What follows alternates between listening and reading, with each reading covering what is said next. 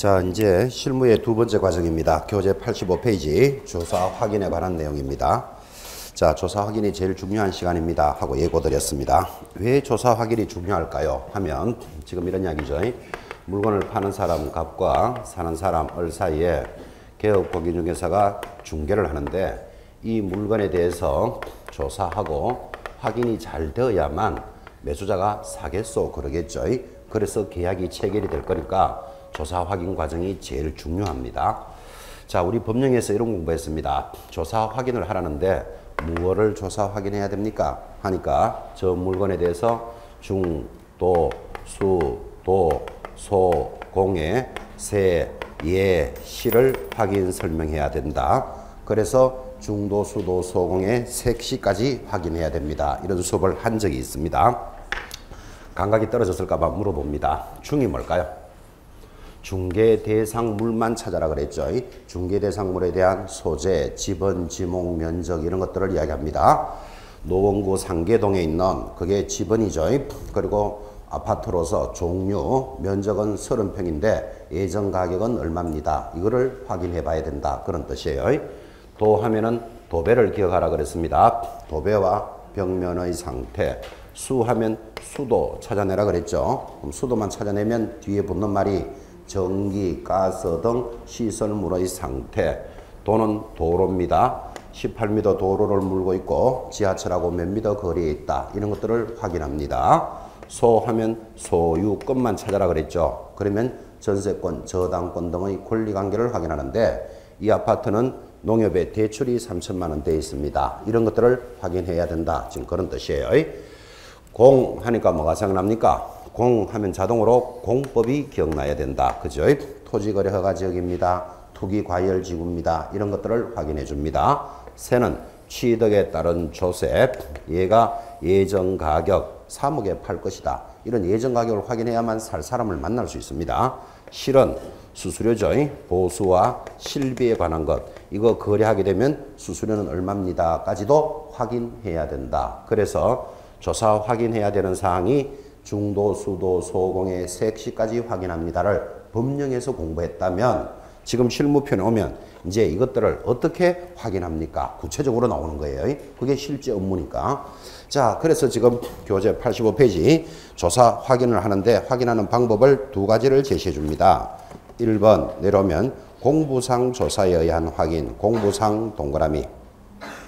한 장 넘어가서 두 번째 현장 조사에 의한 확인, 현장 확인 동그라미. 3번 상태 등 자료 제출 요청에 의한 확인, 갈로 열고 의뢰인 요래 적어놓습니다. 의뢰인을 통해서도 확인할 수 있다. 자, 다시 크게 나옵니다. 조사 확인을 잘해야 되는데 이런 내용들을 확인하기 위해서는 첫째 어떻게 확인한다? 공부상 확인하는 방법이 있다. 공부가 뭘까요? 공적인 장부라는 뜻이에요.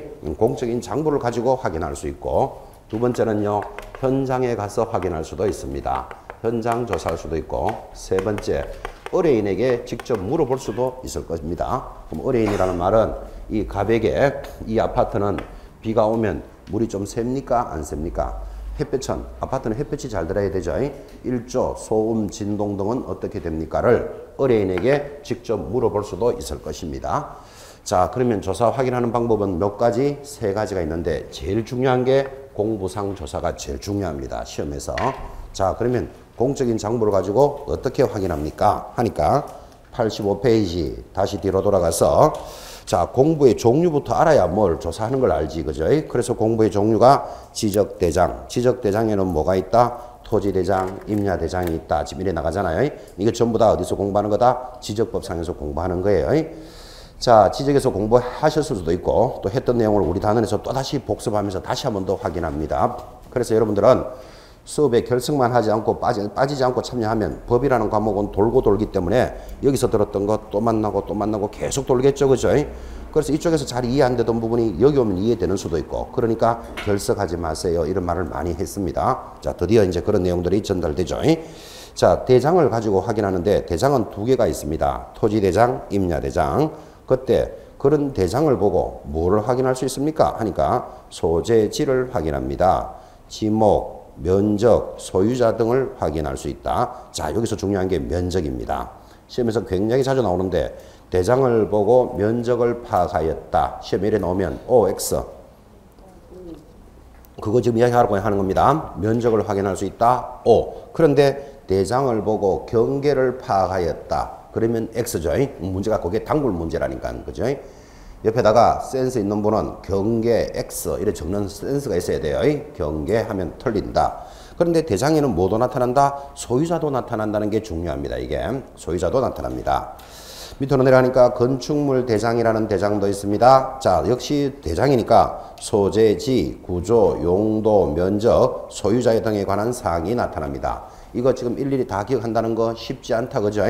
그런데 처음 보시는 분은 낯설지만 앞으로 과목 등을 통해서 마르고 닳도록 배웁니다. 마르고 닳도록. 그래서 지금은 막 이렇게 스트레스 받지 말고 이런 것들을 확인할 수 있구나. 뭐를 주의해야 되는구나. 이 정도만 접근하시면 됩니다. 자, 이번에 공부로서는 중요한 등기부라는 게 있습니다. 지금은 등기사항 증명서 그렇게도 부릅니다. 자, 등기부를 보고 확인할 수 있는 것. 등기부는 세 가지 종류가 있습니다. 표제부, 갑구, 얼구가 있는데 표제부는 뭐가 나타나고 표시가 나타나고 갑구는 소유권, 얼구는 소유권 외의 물건, 제한 물건이 나타납니다. 요 세 가지의 특징은 전부 소유자가 기재된다 하는 게 특징이다까지도 제시해 줬습니다. 소유자가 나타납니다. 자, 다른 내용들은 여러분 지적법 들어서 또 나가겠지만 등기부도 가장 기초적인 서류니까 등기부를 보고 확인할 수 있는 것. 이렇게 물으면 등기부는 세 가지로 구성이 되어 있고 첫째 표제부라는 게 있습니다. 그리고 갑구, 얼구가 있다. 지금 여러분들은 이렇게 공부를 하시는 분이니까 등기부는 이렇게 구성이 되어 있습니다. 이렇게 뭐 지극히 당연한 이야기 같이 보이죠. 제가 그죠 한 20살 시절에 그죠 20살 시절에 한 10년 지났죠 지금 거의 10년 전에 한 20살 시절에 갑자기 느낌이 갑자기 왔는 모양인데 20살 시절에 그죠 친한 친구가 있었어요. 남자친구인데 공부는 안 하고 하여튼 둘이만 모여다니면서 계속 놀던 아주 친한 친구가 있었는데 그때 친구가 그죠 뭐 때문에 그랬는지 모르지만 등기부를 하나 가지고 왔어요. 뭐 때문에 가졌는지 지금 이제 세월이 오래돼서 기억이 안 나는데 근데 그 친구가 등기부를 탁 가지고 와가지고는 저한테 뭐라고 이야기하는가 하면 야, 등기부에는 표제부라는 게 있고 요 표제부 뒤에는 갑부가 있고 얼구로 되어 있다. 이런 말을 한 적이 있어요. 그때 제가 신선한 충격 받았습니다. 완전히. 계속 같이 놀러 다니고 서로 모르고 무식하고 공부를 안 했다고 생각했는데 걔는 내가 모르는 표제부, 갑구, 얼구가 되어 있다. 이러면서 설명을 해주더라니까요. 그때 진짜 충격받았다니까요. 그리고 여러분들은 지금 공부를 하는 사람이니까 이런 말이 당연한 것이 보이지만 안 한 사람은 등기부가 이렇게 구성되어 있다는 조차도 모르는 사람도 많다 이 말이에요. 지금 그죠? 지금 이거 볼 때마다 저는 그 기억이 나는 신선한 충격이 왔다니까요. 완전히. 그때부터 나도 공부해야 되겠다. 그 철들기 시작했습니다. 10년 전부터 철들기 시작했습니다. 하여튼. 그래서 표제부, 갑구, 얼구가 있는데 표제부는 뭐를 나타낸다? 부동산에 관한 표시사항이 나타나고 갑구는 소유권에 관한 것, 얼구는 소유권 외의 권리가 나타납니다. 그래서 등기부를 보고 이렇게 파악하는데 자, 이제 우리 시험에서는 이렇게 만나겠죠. 등기부, 얼구를 보고 소유자를 파악하였다. 시험에 이렇게 나오면 OX. X 찾아내야 돼. 소유권은 어디 나타난다? 갑구에 나타나잖아. 그죠? 문제를 어떻게 거는지 아시겠죠? 다시. 등기부 갑구를 보고 저당권이 설정되어 있음을 설명하였다. OX. X. 저당권은 뭐를 봐야 된다? 얼구를 봐야 된다고. 소유권 외의 권리는 얼구에 나타납니다. 그래서 등기부는 이렇게 구성이 되어 있고 뭐를 확인한다 하는 말을 지금 진행하고 있는 겁니다. 이제 지금은 기초니까 이 정도로 가지만 이제 앞으로 여러분들이 등기법도 계속 배우시고 이제 우리 수업 단원도 자꾸 단원이 높아지겠죠. 이 정도로 나옵니다. 등기부에 실거래가가 나타납니다. 지금 실거래가. 여러분 부동산 거래를 사고 팔면 실제 거래가는 신고해야 됩니다. 실거래가 신고를 부동산 거래 신고제라 그러는데 신고를 하면 등기부에 그 가격이 기록이 된다니까요. 어디에?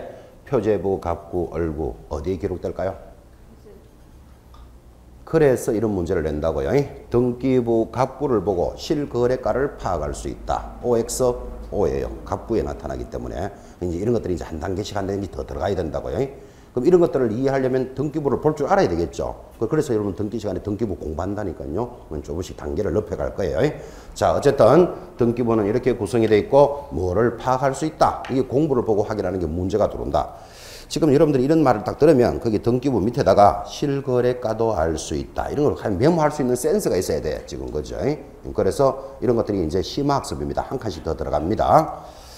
자, 이번에는 토지이용계획 확인서라는 공부가 있습니다. 아주 중요한 공부입니다. 토지이용계획 확인서라는 공부는 뭐를 확인할 수 있느냐 하니까 도시관리계획, 군사시설, 농지, 산림, 자연공원, 수도, 하천 이런 것들을 알 수 있습니다. 거기서 중요한 게 토지거래 허가제의 여부 있죠. 거기 줄 딱 꺼놓으셔야 돼요. 자, 지금 우리 부동산계에서 지금 부동산이 좀 침체되어 있다. 이런 말 들었나요? 왜 침체되어 있을까요? 부동산이 좀 침체되어 있다. 그러면 왜 침체되어 있을까요? 하면 할 이야기가 많겠지. 뭐 공급과 수요가 맞지 않았고 뭐 여러 가지 할 수 있는 말이 많지만 지금 부동산 투기를 방지하기 위해서 웬만한 지역은 토지거래 허가제로 다 묶어져 있습니다. 규제가 세기 때문에 지금 이렇게 부동산 거래가 주춤합니다. 그래서 지금 계속 뭐 9.11 대책이니 뭐니 이런 말들은 자꾸 어떤 규제를 풀어주려고 하는 거예요. 근데 규제를 너무 풀어버리면 또 뭐가 일어난다? 난개발, 투기 이런 게 일어나기 때문에 애매하게 들어가는 거예요. 지금 그죠? 자, 토지거래 허가제가 우리한테 그렇게 중요한데 이 지역, 이 땅이 토지거래 허가지역인지 아닌지를 알아야 뭐 사고 팔 거 아니야. 그죠? 그러면 토지거래 허가지역인지 여부는 무엇으로 확인한다?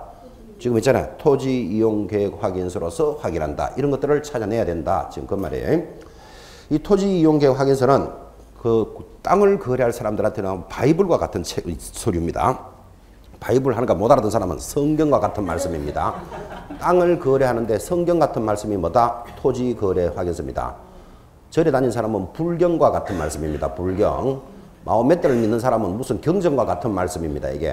그래서 토지를 거래하는 사람은 무조건 알아야 되는 게 뭐다? 토지이용계획 확인서 기억하라 이 말이에요. 내려가면 지적도, 임야도라는 도면이 있습니다. 이를 도면이라 부릅니다. 그런데 경계점 좌표등록부라는 것도 있습니다. 이 경계점 좌표등록부는 도면과 대장의 중간적 성질이다. 이런 걸 배웁니다. 왜 그런가 하면 대장에는 사실관계가 나타나고 도면에는 그림이 나타납니다. 그럼 여러분들은 이 땅이 노원구 상계동 17번지에 있는 토지입니다. 이렇게만 대장을 봐가지고는 이 땅의 모양은 알 수가 없잖아. 그죠? 그럼 이 땅의 모양을 뭘 보고 알는다? 지적도라는 데서 그려준다고. 그래서 사실관계와 도면이 있음으로써 땅의 모양을 알 수 있는데 경계점 좌표등록부는 사실관계도 나타나고 그림도 나타납니다. 그래서 경계점 좌표등록부를 대장과 도면의 중간적 위치에 있다. 이런 말이 들어오는데 자, 이것들을 보고 알 수 있는 것 소재지, 지번, 지목. 근데 지목은 약어 이렇게 되어 있습니다. 약어가 무슨 뜻입니까? 생략된 말이다 이런 뜻이에요. 약어. 그죠? 그리고 도면에는 뭐가 나타난다? 경계가 나타납니다. 경계라는 말이 중요합니다. 여기서는. 자, 경계라 그랬지 면적을 알 수 있다 하면 틀린다. 표시해 놓으셔야 됩니다. 면적은 대장이었죠. 그리고 지형을 뭐라 부른다? 땅의 모양. 그리고 축척도 이런 공부를 보고 나타난다. 지금 무슨 소리를 하고 있는가 하니까 무슨 공부를 보고 무엇을 할 수 있습니다. 라는 단어를 가고 있다 이 말이에요. 근데 이게 양이 많다고요. 천천히 익혀나갑니다. 자, 그런데 거기 지적도에는 지목이 약어로 나타난다. 이 약어가 또 시험에 잘 나옵니다. 이게 실무적으로. 자, 지목은 모두 몇 개 지목이 있다? 지목은 28지목이 있다. 이렇게 배웁니다. 이 28지목이라는 조차도 시험 문제입니다. 지목은 모두 몇 개? 28개의 지목, 땅의 이름이 있습니다. 자, 이 지목에 땅의 이름이 있는데 예를 들어서 학교용지다. 그럼 이 지목이 학교용지면 대장에는 학교용지 이렇게 나타납니다. 근데 도면에는 뭘로 나타난다? 학 이렇게 나타난다니까요. 그래서 지적도라는 도면에는 학 이렇게 나타나니까 이거를 약어라 그런다고요. 근데 약어라는 말이 전부 어디다? 제일 앞에 글자를 따니까 별로 고민할 필요가 없다 이 말이에요. 자, 응용됩니까? 지목이 과수원입니다. 그러면 도면에는 뭐라고 표시되겠습니까? 과 이렇게 돼 있겠지. 그죠? 철도용지는 뭘로 돼 있다? 철 이렇게 돼 있겠지. 목장용지는 목 이렇게 돼 있겠죠. 그래 약어는 전부 다 뭐 제일 앞에 글자를 따는 거예요. 자, 도면에서는 약어로 표시되는데 아주 별난 놈이 4개가 있기 때문에 중요한 거라. 그 별난 놈 4개를 우리는 차, 장, 천, 원은 두 번째 부호를 따요. 그래서 이 4가지는 실무적으로 기억해놔야 된다고요. 차, 장, 천, 원은 두 번째 부호라 그랬죠. 두 번째니까 차는 뭘까요? 그렇지. 주차장을 차 그럽니다. 그 다음 장은 공장용지를 장 그럽니다. 천은 하천입니다. 원은 유원지를 원합니다. 그래서 차, 장, 천원이라는 4가지는 두 번째 부호를 딴다. 그래서 이게 실무적으로 잘 나온다고. 요게 네 가지니까 쓸데없는 놈이 한 놈 탁 들어오겠죠, 지금. 그죠? 그래서 단골 문제로 들어오니까 기억하시는데, 아니, 왜 주차장은 그러면 약어를 주로 안 하고 왜 차로 했을까요? 하면 주가 있기 때문에 그래요. 주가 뭐다? 주유소 용지가 있어요. 그러면 여러분 도면에 주가 딱 나오면 뭐라고 읽어야 된다? 주유소 용지 해야 되지. 숨도 안 쉬고 주차장이 돼 이러면 날 샌다고 지금. 그죠? 그래서 두 번째 보호를 주의하라고 지금 차하고 걸어 놓은 거예요. 장이 있는데 왜 이거를 공장 용지를 왜 공으로 안 하고 장으로 했을까요? 하면 공원이 있기 때문에 그래요. 공원은 뭐 한다? 공합니다. 요거 말고는 나머지는 전부 다 앞글자니까. 그죠? 하천은 별 볼 일 없는데 요거는 하천은 무조건 두 번째 글자죠. 이 하천을 왜 하로 하지 않고 천으로 했을까? 굳이 뭐 질문할 이유는 없지만 질문한다면 지금은 도면에 한글로 적지만 예전에 도면에는 전부 뭘로 적었다? 한문으로 적었어요. 임야 같으면 뭐 임 또는 산림이면 산 이렇게 적는다니까. 전부 도면에 한자로 적었다니까요. 답이면 답, 아 괜히 말했다가 또 한자 적어야 되죠. 답 이렇게 적어둡니다.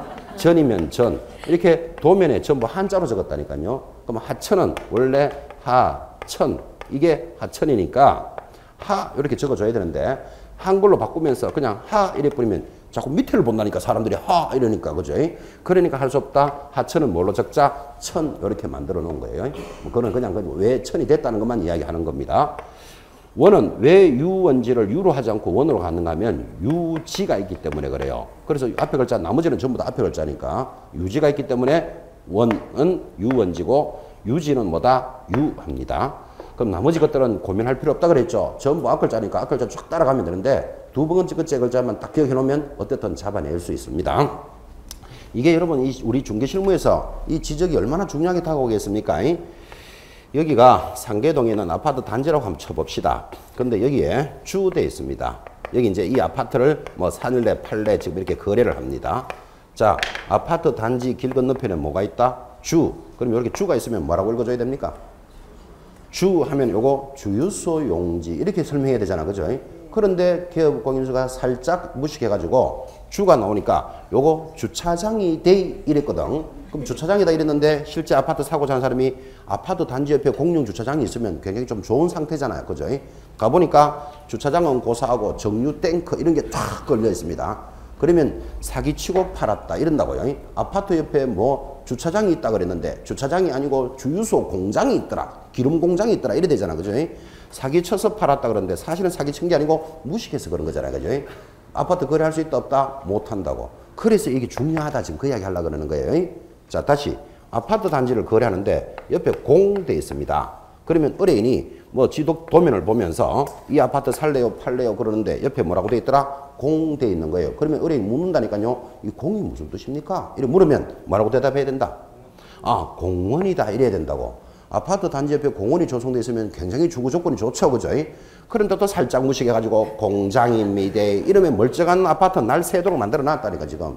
아파트 단지 옆에 공원이 있는 거하고 공장이 있는 거하고는 사정이 다르죠. 그죠? 그래서 이 내용을 알아야 된다 몰라야 된다? 알아야 된다고. 그래서 실무의 시험에 잘 나온다고 이게. 그죠? 이런 개념을 익히셔야 돼요. 자, 그러면 이런 자세한 내용들은 지적법에서 다시 다 공부하지만 일단 여러분들이 이 시간에 기억할 것 모든 지목은 앞글자를 따른데 두 번째 따른 걸 기억해놔야 된다고. 차장에게 얼마 준다? 1,000원 준다. 요거는 두 번째 글자다. 무조건 두 번째 딱 짚어놓으셔야 돼요. 두 번째 글자 뭐라고요? 차장에게 1,000원 준다. 차장 1,000원은 두 번째다. 그러면 어떻게든 나중에 따라간다고요. 차가 두 번째로 그랬으니까 뭐 주차장 요래 나가는 거예요. 착해 놓으셔야 됩니다. 실무에서 중요하기 때문에 잘 나오는 편입니다. 이게 두 번째 부호 차장에게 얼마 주고 1,000원 주는데 실질적으로 지금 차장에게 얼마 줄까요? 우리 밖에서 나가면 차장에게 차장도 없지만 카드 줍니다. 저는 카드. 그래서 여러분들은 지금 차장도 본 적도 없잖아요. 그죠? 그런데 차장을 본 적도 잘 없을 건데 예전에 어떤 분이 앞에 분이 차장을 많이 봤는데요. 이래요. 요즘 차장 못 봤을 건데 어떻게 봤는다니까. 자기 아빠가 우리 아빠가 차장인데요. 그래요. 그 차장하고 달라요. 지금 이게. 그래서 우리말은 잘 들어야 끝까지 잘 들어야 돼요. 하여튼 일단 두 번째 부호는 뭐라고요? 차장에게 1,000원 주는 것은 두 번째 부호다. 그거 기억해 놓으셔야 됩니다. 지금은 기초과정이지만 이게 쌓이게 가면 여기까지 갑니다. 주유소 용지일까요? 주유소일까요? 지목에. 주유소 용지로 돼 있어요. 용지. 그죠? 그래서 아주 심하게 수업에 나올 때는 다음 지목으로서 틀린 걸 찾으세요. 해놓고 답은 주유소 탁 돌아요. 답은 X예요. 주유소 가는 건 뭐라고요? 주유소 용지예요. 이런 것들은 장난 아니거든 사실은. 그죠? 이게 심하게 수업이니까. 그래서 이제 여러분 한여름쯤 되면 제가 그런 말 할 거예요. 앞으로 공부를 정확하게 해놔야 되기 때문에 시험 까탈스럽게 들어오기 때문에 차 기름 넣으러 주유소 갔다 올게. 그러면 안 돼. 주유소 용지 갔다 올게. 자꾸 이렇게 연습해야 돼. 그죠? 기름 넣을 때는 어디 간다고요? 주유소 용지 갔다 와야 돼. 주유소 용지. 그래야 이걸 익힌다고 자꾸. 그죠? 우리 지목에 공원으로 돼 있을까요? 공원 용지일까요? 자세히 한번 봐봐요. 공원이지. 용지 붙으면 틀려요. 그죠? 뭐 장난 아니다니까 이게. 그죠? 그래서 이런 것들이 한 칸씩 한 칸씩 올라갈 거다. 제가 지금 그런 이야기하고 있다니까요. 일단은 뭐 지목이 뭔지는 알아야 뭐 공원 용지인지 공원인지 뭐 구분을 하지. 그죠? 그래서 두 번째 부호 차장에게 1,000원 준다. 이런 것들도 한번 들어보는 상황입니다. 쭉 내려가면 다시 가족관계등록부, 이걸 옛날에는 호적등본이라고 그랬습니다. 호적등본을 보고 알 수 있는 것, 행위 능력을 확인할 수 있고, 무허가 건물 대장을 보고 건물주를 확인할 수 있고, 법인 등기부를 보고 법원 등기 사실을 확인할 수 있다. 이런 것들인데 보기보다 이거 양이 많습니다. 근데 이거 하루아침에 안 됩니다. 천천히 무슨 공부를 보고 어떻게 익혀나가자. 지금 그런 이야기를 하고 있는데, 넘어가면 공시지가 확인은 또 한지, 예정지, 지정, 정명원 이런 공부를 보고 확인해 나간다. 그죠? 자, 그런데 이제 이 단원에서 시험에 잘 나오는 파트가 하나 있습니다. 공부상 조사가 중요한데 이 공부를 하다 보니까 소유자에 관한 사항이 어디 나타난다? 등기부에도 나타나고 배장에도 나타난다고 되어 있다니까요. 자, 그러면 소유자에 관한 사항을 우리는 권리관계라고 부릅니다. 그런데 웃기는 게 이 땅에 소유자가 등기부에는 김갑동 이렇게 되어 있습니다. 소유자가 나타나니까. 그런데 토지대장에도 소유자는 나타나거든요. 근데 거기에는 이얼순으로 되어 있습니다. 그 무슨 말인가 하면 등기부와 대장의 소유자가 다르더라 이 말이에요. 이런 것들이 밖에 나가보면 많을까요? 작을까요? 많습니다. 보기보다. 우리나라는 등기부와 대장은 이원화되어 있기 때문에 그래요. 등기부는 어디서 관리하고? 등기소에서 관리하고, 대장은 어디서 관리하고? 시장, 군수, 구청장, 소관청에서 관리하거든. 그죠? 그러니까 서로 간의 내용이 다른 거라. 그죠?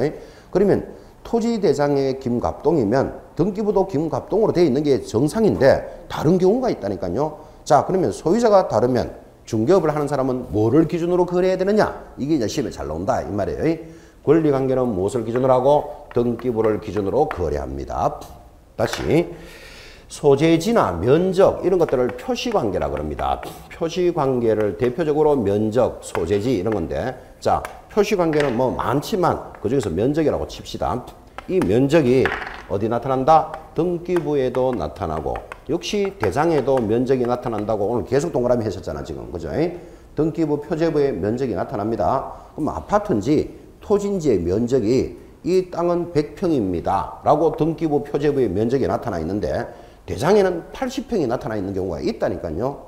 그래서 면적이 대장과 등기부가 다르면 중개업을 하는 사람은 뭐를 기준으로 해야 될까요? 라고 물으면 답이 뭐다? 표시관계는 대장을 기준으로 거래합니다. 이게 실무에서는 시험에 잘 나오니까 실무의 A, B, C입니다. A, B, C 기억해 놓으셔야 돼요. A, B, C라는 말은 이거예요. A, B, C를 모르면 영어를 못 따라가잖아. 그죠? A, B, C를 영어를 배우려면 알아야 되듯이 실무를 공부하려면 이게 기초다. 이 말이 기초. 그죠? 그래서 장부가 다를 때는 뭐를 기준으로 거래한다. 이거 아주 중요한 모습이니까 새기셔야 됩니다. 자, 지금은 이런 관계는 뭐를 기준으로 하고 이런 것들은 뭐를 기준으로 합니다. 이렇게만 전달을 하면 이게 수업이 약한 거라. 왜 그래 되는지 원리를 좀 알아놓으면 따라갈 수 있으면서 찾아내거든. 그죠?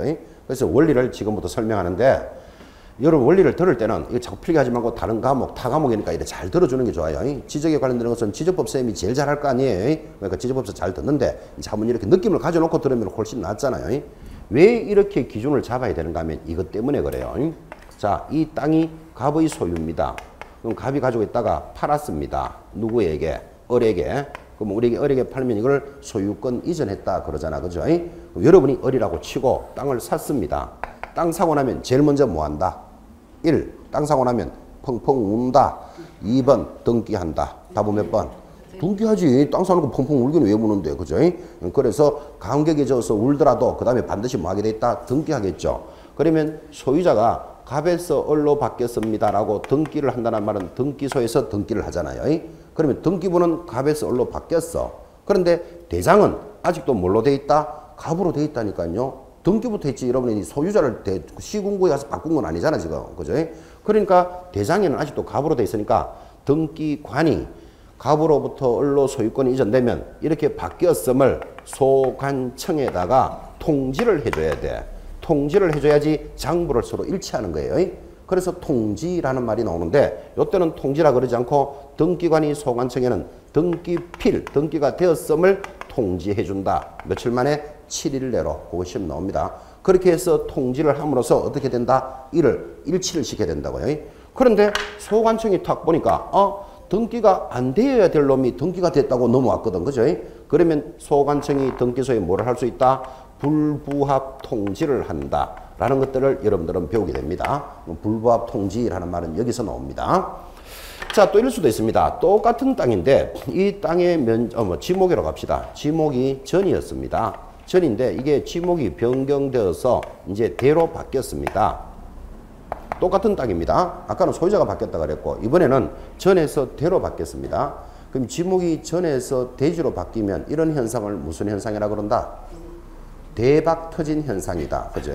전에는 뭐 합니까? 저는 밭농사밖에 못 짓잖아. 그죠? 근데 이걸 대로 바꾸면 이제는 주유소를 만들 수도 있고 학교를 지을 수도 있고 아파트를 지을 수도 있으니까 땅 가치가 수백 배가 올라간 거예요. 그래서 지목이 변경되면 대박 터지는 거예요. 대박. 그러면 여러분 모든 답을 전부 대지로 바꾸고 싶지만 쉽게 바꿔준다 안 바꿔준다? 절대로 안 바꿔준다고. 그래서 지목 변경은 상당히 어렵다고 기억하고 계셔야 돼요. 지목이 변경되면 대박 터지기 때문에 그래. 대박 터지기 때문에. 서울 도심에 있던 공장이 있었어요. 인구가 작을 때는 예를 들어서 수유리, 창동 이런 데에도 변두리였잖아 사실은. 그죠? 이럴 때 공장이 있었는데 이제 주거지역으로 막 밀려들면 땅값이 막 올라가잖아. 그죠? 주민들이 많이 살게 되고 그러면 주민들 한복판에 그 공장이 있으면 안 된다고. 시멘트 공장 이런 것들이 있으면 그럼 이런 공장은 다시 외곽으로 나가겠죠. 그럼 예전에 공장이 있던 자리를 뭐라고 불렀다? 공장용지였겠죠. 그런 공장용지가 자꾸 도시가 개발되면서 다 철가고 나면 거기에 뭐가 들어온다? 아파트가 들어온다고. 땅값이 얼마나 올랐겠어요. 여러분 공장용지 만약에 땅값이 10억이었다면 그거를 이제는 대지로 바꿔서 아파트를 지어 올리면 아파트 한 칸 1억짜리를 100개를 지어 올린다니까요. 100억이 올라간다니까요. 그 땅의 가치가 얼마나 급등한다는 걸 느낄 수 있죠. 그래서 지목이 변경되면 대박 터지는 거예요. 대박. 그래서 지목 변경은 함부로 잘 안 해준다고. 특히 서울시 같은 데서는 만약에 이 땅이 지목을 변경시켜서 아파트를 건립하게 되면 많은 이익이 생길 수 있다는 걸 누구라도 알 수 있죠. 그걸 뭐라 부른다? 개발 이익을 환수해요. 그지? 일방적으로 네가 이익을 못 가져가게 만든다니까요. 왜? 국가가 지목을 변경해 줌으로써 이익이 생겼잖아요. 그죠? 그런 것들을 개발 이익 환수 이런 말도 이런 막 듣게 돼요. 그런 거는 공법에 사기를 하고. 자, 어쨌든 전에서 대로 바뀌면 이를 지목이 변경되었다 그럽니다. 지목 변경은 누가 할까요? 시장, 군수구, 청장, 즉 소관청이 지목을 변경시켰다니까요. 그러면 토지대행상에서는 전이 뭘로 돼 있다? 대로 돼 있지만 아직도 등기부는 뭘로 돼 있다? 전으로 돼 있다니까요. 그래서 소관청이 이번에는 등기소, 등기관에게 이렇게 지목이 변경되었음을 통지해 줍니다. 바꾸라고 통지를 해줬는데 등기관이 딱 보니까 이거는 등기가 안 돼야 될 것을 등기를 해달라고 연락이 오면 등기관이 할 수 있는 것은 뭐를 한다? 각하 처분을 할 수 있다. 각하라는 게 기각한답니다. 등기를 안 해준다 이런 뜻이에요. 그래서 이런 절차를 거쳐서 뭐를 만들어낸다? 대장과 등기부를 일치시키는 작업이 진행됩니다. 그래서 여러분들 지적법에서는 이거를 뭐라 그런다? 공부의 일치라는 말이 나와요. 그럼 이건 자세한 건 거기서 듣기로 하고 그러니까 소유자가 바뀌면 등기관이 제일 먼저 알고 소관청에 연락을 해주니까 요 등기소에 있는 등기관이 기준이 되어서 장부가 기준이 일어납니다. 그 다음 전에서 대로 바뀌는 것은 지목 변경은 누가 했다? 소관청이 했으니까 소관청이 하고는 등기소에 연락을 해주는데 이게 차이가 나면 소관청의 대장을 가지고 뭘 기준으로 잡아야 된다. 그런 뜻이에요. 그래서 원리는 그렇다 이 말이에요. 자, 그래서 소유자에 관련되는 내용이 다르면 뭐를 기준으로 하고 등기부를 기준으로 하고 표시관계가 다르면 뭐를 기준으로 하고 대장을 기준으로 거래해야 된다. 이 부분을 이해하셔야 됩니다. 지금 그런 뜻을 갖고 있습니다. 자, 그래서 현장조사 확인, 상태자료 요청은 참고로 보시면 되고 이제 드디어 86페이지 하단 이제 본론으로 들어갑니다. 자, 조사 확인해야 될 거 좀 전에 했죠. 중개 대상물의 종류, 소재지, 지번, 지목, 면적, 구조, 연도 등 기본적인 사항인데 지금 이거 하고 있는 거잖아요. 이 물건에 대해서 조사할 때 제일 먼저 뭐 중개 대상물에 대해서 종류, 소재지를 확인한다. 지금 이렇게 나오는 거라고요. 자, 그때 내려가면 소재지는 무엇으로 확인한다. 첫째 줄을 보면 토지에 대한 소재지 확인은 지적 공부에 의하고 건축물에 대한 소재지의 확인은 무엇으로 한다? 건축물 대장으로 한다. 이 정도는 가볍게 들으면 되겠죠? 오른쪽 갑니다. 지목도 확인하라 그랬습니다. 근데 지목의 확인은 뭐에 의하고? 공부에 의하고 실제 이용상의 지목이 불일치한 경우가 있으므로 현장 답사를 통해서 조사해야 되는데 특히 토림에 유의해야 된다. 이런 말도 있습니다. 자, 지목이 공부와 다르게 쓰는 경우가 굉장히 많습니다. 예를 들면 여러분들이 그죠? 뭐 친구들하고 저쪽에 오리고기를 잘하는 식당이 있다. 뭐 이렇게 이야기합시다. 그러면 차 타고 오리고기 집에 가겠죠. 그리고 앞에 가서 차를 대놓고 여러분들은 식당으로 들어가는데 차를 대놓고 들어가니까 그 자리가 주차장인 줄 알지만 실제 공부를 떼보면 전이거나 답일 수도 있습니다. 근데 지금 사용은 뭘로 하고 있다? 주차장으로 하고 있잖아. 그죠? 그래서 실제 사용 용도가 다른 경우가 많다 이 말이에요. 그러니까 반드시 현장 조사 확인을 해야 된다. 지금 그 말 하고 있는 거죠. 그런데 특히 지목에서는 토림에 유의해야 된다. 이런 말이 하나 탁 올라옵니다. 토림에 동그라미 딱 해놓고 이 토림은 28 지목에는 들어가지 않으면서 실무에서 만나는 우리 중개사법에서 만나는 지목입니다. 이게. 그래서 이게 아주 독특한 놈이 하나 옵니다. 토림은 뭐라고요? 28 지목에는 안 들어가. 그런데 현장에서는 토림이 나와요. 그래서 이제 우리 중개 실무에서 공부하는 거예요. 그러면 토림에 유의해라 그랬으니까 토림이 뭔지를 알아야 되겠죠. 그죠? 그러면 토림 동그라미 했으니까 그다음부터는 필기 그만해요. 필기만 자꾸 하는 게 능사가 아니니까 토림이 뭐냐 하면 한자로 굳이 한번 적습니다. 흑톡자에 수풀림자를 적어서 이를 토림 이렇게 부르는데 한자로 적는 이유는 이게 임야면서 토지대장에 기록되니까 토림이다 이렇게 부릅니다. 자, 다시 토림이 뭐라고요? 임야면서 토지대장에 기록된다. 그러니까 이게 아주 독특한 놈이 한 놈이 있다니까요. 그럼 또 이걸 또 수업하려면 이런 말을 해야 되죠. 우리나라의 모든 토지는 어디에 기록하고? 토지대장에 기록하고 우리나라의 모든 임야는 어디에 기록한다? 임야대장에 기록을 합니다. 그래서 대장이 두 개로 되어 있습니다. 토지대장과 임야대장으로 되어 있는데 근데 토림이 뭐라 그랬죠? 임야면서도 토지대장에 기록한다니까요. 그래서 이를 뭐라 부른다? 토림 이렇게 부르는 거예요. 자, 그러면 이제 제목은 잡았고 이 토림을 알므로써 여러분들이 객관식 문제가 나올 때 따라갈 수 있는 능력을 갖추기 위해서 그림을 그릴 때니까 여러분 그리지 말고 봐라고요. 토림은 이렇게 만들어집니다. 여기 야산이 이렇게 있습니다. 야산이 있습니다. 이러니까 좀 재미가 없잖아요. 이름을 달아줍니다. 이 산 이름이 관악구 신림동 산 17번지라는 임야입니다. 여러분 지적법에서 배우셨지만 집은 앞에 산이라는 게 붙으면 이게 뭐다? 임야다라는 것을 알 수 있습니다. 요게 임야니까 임야 대장에 기록이 돼 있겠죠. 자, 그런데 지금 신림동 가보셨습니까? 지금 이 산을 하늘에서 쳐다보면 이렇게 돼 있겠죠. 여기가 산 17번지라고 치고 여기는 뭐 산 16의 1 이렇게 산이 있는데 지금 산 17번지에 어느 정도 이까지는 전부 아파트 단지가 다 들어왔습니다. 관악구 신림동에 가보면 그죠? 옛날에 여러분들 난곡 이러고 뭐 이랬던 데가 지금은 전부 다 뭘로 개발됐다? 아파트 단지 다 들어왔습니다. 그럼 요 말을 하늘에서 보면 이만큼은 아파트 단지가 다 들어왔다. 지금 이 말이에요. 그래서 이 산 17번지에 아파트 단지가 이렇게 들어오는데 요즘 아파트 단지 하늘에 뭐 불도 많이 켜놓죠. 이렇게. 자, 그러면 산에다가 아파트를 지을 수 있다 없다? 산에다가 아파트를 못 짓겠죠. 보나마나 산을 뭘로 바꿨겠다? 대지로 바꿨겠죠. 그걸 뭐라 부른다? 형질 변경 사업을 했다 그런다고. 땅의 성질을 바꿨다니까요. 그러면 이 땅을 깎아가지고 뭘로 만들었을 것이다? 아파트 단지를 조성했을 것입니다. 이를 형질 변경 사업이다 그런다니까요. 자, 그런데 가만히 보니까 산 17번지 전부 다가 바뀐 게 아니고 이만큼만 지금 바뀌었다니까요. 그럼 아직도 뭐가 남아있다? 임야로 남아있는 부분도 있겠죠. 자, 그러면 원래 임야였던 것이 토지로 바뀌면 임야를 토지대장으로 바뀌면서 뭐가 일어난다? 장부가 바뀌잖아. 그죠?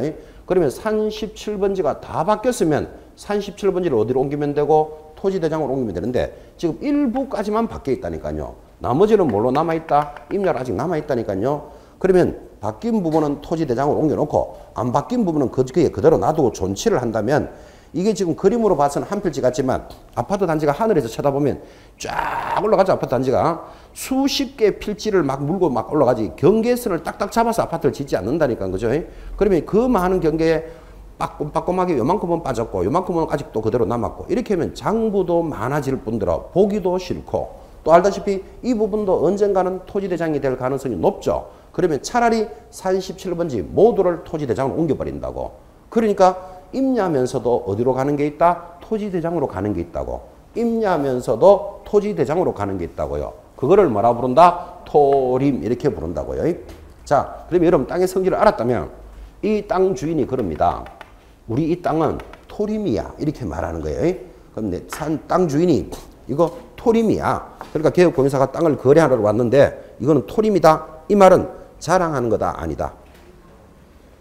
부동산 감각이 있어야 됩니다. 자랑하는 겁니다. 왜 자랑하는 겁니까? 지금 임야로 돼 있지만 대장은 어디가 있다? 토지대장에 들어가 있으니까 세금은 싸게 넣으면서 앞으로 개발될 가능성이 높은 좋은 땅인 마들을 자랑하고 있는 거예요.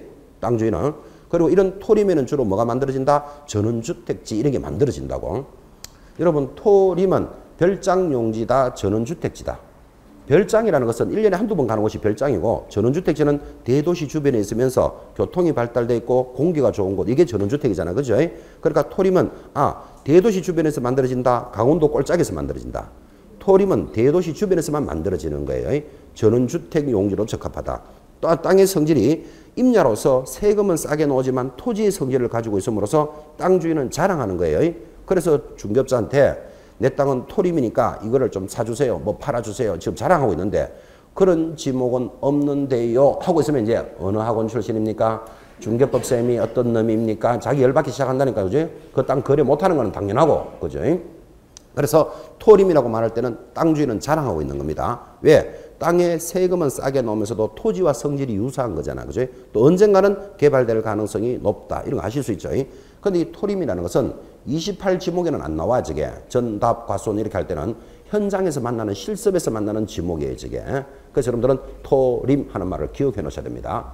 나중에 토지를 거래할 때 땅 주인이 우리 이 땅은 토림입니다. 이 말은 자랑하는구나. 이렇게 기억하셔야 돼요. 토림은 대도시 주변에서만 만들어지는, 그죠? 앞으로 개발 가능성이 높다. 이런 말을 기억해 놓으셔야 된다고요. 토림이 만들어지는 모습도 한번 정리를 해봅니다.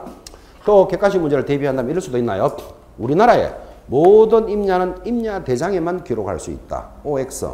그것도 아시겠죠? 토지 대장에 가는 것도 있어요. 그걸 뭐라고 부른다? 토림. 이런 것들은 이 땅의 성질을 알면서 만들어야 될 객관식 문제지. 이걸 막 일일이 찾아가면서 찾는 건 아니라고요.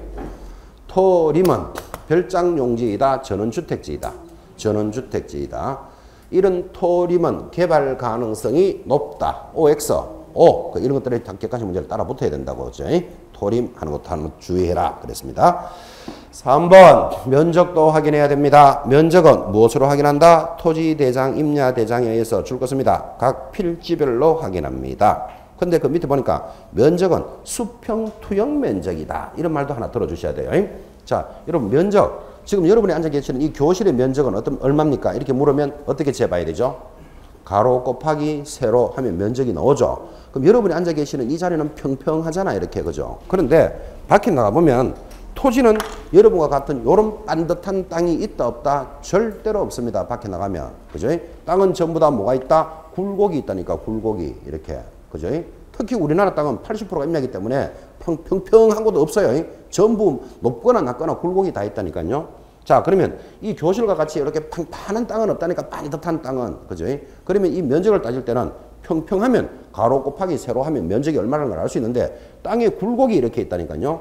그러면 이런 굴곡이 있는 땅을 면적을 잴 때는 어떻게 잰다? 수평 투영 면적이라 그랬잖아요. 그러면 실제 거리를 따라가면서 재는 게 아니고 하늘에서 착 쳐다본 거리, 요거를 뭐라 그런다? 수평 투영 면적으로 재는 거예요. 그래서 면적은 수평 투영 면적이다. 이런 말도 하나 들어놓을 줄 알아야 돼요. 자, 그러면 수평 투영 면적은 하늘에서 바라다본 면적입니다. 하늘에서 바라보면 굴곡이 있다 없다? 굴곡이 없잖아. 그러니까 임야가 이렇게 생긴 산이 있다면 이게 남산이라고 칩시다. 요 남산의 면적이 얼마입니까를 어떻게 잰다? 따라가면서 굴곡을 재는 게 아니고 하늘에서 본 모습 이렇게 해서 요게 남산이다. 면적은 이렇게 재는다니까요. 무슨 말 이해하시겠습니까? 그래서 면적은 무슨 면적? 수평 투영 면적이에요. 설악산의 면적은 몇만 제곱미터로서 이런 거 숫자 보신 적 있죠? 그거 설악산을 막 올라가면서 가로, 막 내려가면서 세로 이렇게 재는 거 아니다 이 말이에요. 하늘에서 딱 바라보면 설악산이 이렇게 생겼을 거 아니라 그죠? 그 면적을 재는 거예요. 그래서 우리는 지적상의 면적을 뭐라 그런다? 수평투영 면적이에요. 자, 그러면 이게 느낌이 왔다면 또 물어봅시다. 실제 면적이 클까요? 수평투영 면적이 클까요? 실제 면적이 커요. 실제 면적은 가로, 높낮이를 다 재주는 거라 그랬잖아. 그죠? 하늘에서 딱 바라보게 되면 언덕이 다 생략돼 버렸잖아. 그죠? 그래서 수평투영 면적이 작게 나와요. 공부에서. 그래서 보편적으로 사람들이 이러잖아요. 우리 밭이 1000평이야. 이렇게 말하지만 대장에는 950평 나올 수 있다고. 하늘에서 재 모습이기 때문에. 그죠? 그래서 대장하고 차이가 나는 거예요. 땅을 면적을 잴 때는 굴곡을 인정해 준다 안 해준다 안 해준다니까요. 수평투영 면적으로만 가는 거예요. 그러니까 또 지정법에서 이런 걸 배우죠. 면적이 착오가 나면 수정을 어떻게 해야 된다 이런 것도 배우신다고. 제일 많이 나오는 거 첫 번째 면적과 두 번째 면적을 합쳐서 평균치를 면적으로 책정한다. 그러면 무조건 X예요. 그거 그렇게 마음대로 안 정해요. 그래서 지정법 들을 때 면적이 착오가 나면 어떻게 수정한다 이런 거 들으면 재밌게 들어놔야 돼요. 실제 생활에서도 중요하기 때문에. 두 개를 합쳐서 평균치로 기록한다. 그런 것도 1번에 딱 걸려들면 내년에 다시 만나야 돼요. 그렇게 마음대로 막 그렇게 안 정한다니까, 면적을. 그죠? 여러분 알다시피 그렇게 평균치를 정해버리면 강원도의 한 평짜리 땅은 15원도 안 되지만 명동의 한 평짜리는 10매덕이 되는 것도 있어요. 10매덕. 그거를 평균치를 잡아가지고 땅을 면적을 재면 수억이 왔다 갔다 한다니까요. 그죠? 그래서 면적을 예민하게 잰다는 걸 기억해 놓으셔야 돼요. 자, 일단 면적 됐고, 내려가면 건축물에 대해서는 건축, 구조, 연도, 경계, 지형, 지세, 용도 이런 것들을 확인하는데 읽어보면 그냥 가볍게 이렇게 읽어볼 수 있는 내용들이 전달되어 있습니다. 넘어가면 건축물의 방향 이런 것들도 연결되어 있고 자 이제 또 내려가니까 하단 6번 토지 이용 계획 등 공법상의 제한사항도 확인하라. 자 그래서 또 드디어 뭐가 나온다? 토지 거래 허가제. 이거 어디서 공부합니까? 공법에서 공부합니다. 공법에서 공부해야 될 거 아직 우리 중개사법이 여러분 공법에서 하면 너무 갈똥말똥인데 여기서 하고 있으면 공법선생님 화내겠죠? 그러니까 이건 오늘 공법에서 듣고 공부하도록 합시다. 토지 거래허가제 넘어가고 그 다음 또 넘어가면 90페이지 농지 취득 자격 증명제라는 게 있어요. 자, 이런 농지를 거래할 때는 확인 설명을 하는 데 있어서 이 부동산이 농지다. 그럼 별도로 농지 취득 증명이 있어야만 소유 등기를 할 수 있어요. 그래서 중개업을 하는 사람은 농지 취득 증명을 어떻게 취득할 수 있느냐를 알아야만 거래를 할 수 있다고 이게. 그죠? 그래서 지금 이어가는 내용이 농지 취득 자격 증명제라는 게 들어오고 역시 이거 어디서 공부한다? 공법에서 공부합니다. 공법에 농지법이 들어오기 때문에 해당되는 과목에서 한번 듣고 우리 공부하자. 지금 그 말을 하고 있는 겁니다. 오른쪽 91페이지 내려오니까 이번에는 7번 당해 중개대상물에 관한 권리를 취득함에 따라 부담할 조세의 종류와 세율도 확인해야 됩니다. 여기서 시험에 잘 나오는 것 권리를 뭐함에 따라 취득에 따른 조세다. 취득에 줄 닦아놓고 이를 양도에 따른 조세 하면 틀립니다. 그거 체크해놓고 넘어가면 거래 예정 금액과 확인 설명서도 작성한다. 거기까지는 가볍게 읽으시면 되고 이제 또 우리 단원에서 중요한 게 외국인 토지법입니다. 자, 이 외국인 토지법은 다른 과목에서 나오지 않습니다. 근데 중개사법에서는 무조건 시험에 나옵니다, 이게. 그래서 외국인 토지법 정리해야 됩니다. 중요한 단어니까 10분 쉬었다가 정리하도록 하겠습니다.